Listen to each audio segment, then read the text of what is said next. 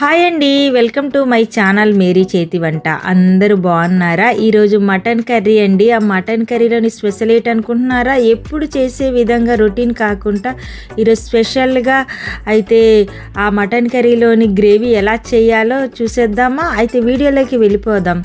అయితే KG mutton తీసుకోవాలండి. KG mutton శుభ్రంగా కడిగిన తర్వాత పసుపు, కారం, ఉప్పు, ఇంకా అల్లం వెల్లుల్లి పేస్ట్ వేసుకోవాలండి. తర్వాత పెరుగు వేసుకోవాలండి. కొంచెం ఆయిల్ వేసుకొని మ్యారినేట్ చేసుకోవాలండి.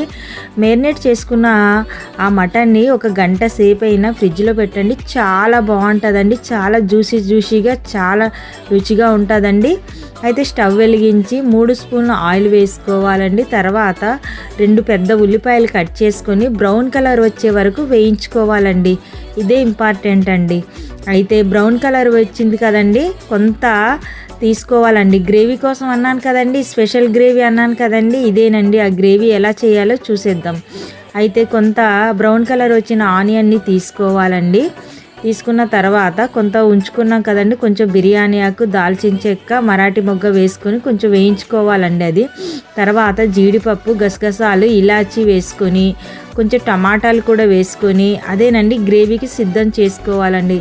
అయితే వేగిన తర్వాత చూడండి, మనం మిక్సీ కొట్టిన ఏంటంటే ఆ పేస్ట్ని అండి వేయించుకోవాలండి.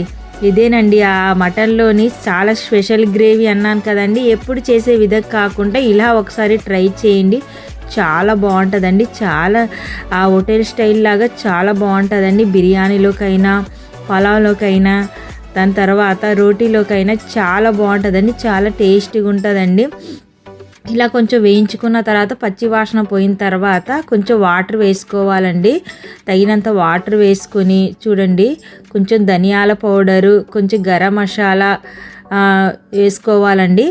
వేసుకున్న తర్వాత చూడండి, నాకు ఉప్పు సరిపోలేదని కొంచెం తగినంత ఉప్పు వేసుకున్నాను. అయితే 4-5 విజిల్ వేసుకోవాలండి. మటన్ కదండి ఉడకడానికి. చూడండి, 4-5 విజిల్ తర్వాత సూపర్గా చాలా సిల్కీగా గ్రేవీ, చాలా చూడడానికి తినడానికి కూడా చాలా బాగుంటుందండి. చాలా సూపర్గా ఉంది కదండి. అయితే మీరు కూడా ట్రై చేయండి, సూపర్గా ఉంటుందండి. ఇలా గ్రేవీ తయారు చేయండి, చాలా చాలా బాగుంటుందండి. లాస్ట్లో కొత్తిమీర వేసుకోవాలండి. ఇంకా అంతేనండి, అయిపోయినట్టు సర్వ్ చేసుకోవడమే. చాలా బాగుందండి. మీరు ట్రై చేసి ఫీడ్బ్యాక్ ఇవ్వండి, కామెంట్ చేయండి. అయితే కామెంట్లో మీరు ఎలా చేస్తున్నారో చెప్పండి. ఈ గ్రేవీని మీరు ట్రై చేసిన తర్వాత తప్పకుండా నాకు కామెంట్ చేయండి. చాలా బాగా కుదురుతుంది, చాలా టేస్టీగా ఉంటుంది. నేను ట్రై చేసిన తర్వాత మా ఇంట్లో వాళ్ళు తిన్న తర్వాత చాలా బాగుందని పొగిడారండి. మీరు కూడా ట్రై చేయండి, చాలా చాలా బాగుంటుందండి. సూపర్గా ఉంటుందండి. చూడడానికి సూపర్గా ఉంది కదండి. లైక్ చేయండి, సబ్స్క్రైబ్ చేయండి, బెల్ ఐకాన్ నొక్కండి, కామెంట్ చేయండి. ఓకేనండి, బాయ్ అండి.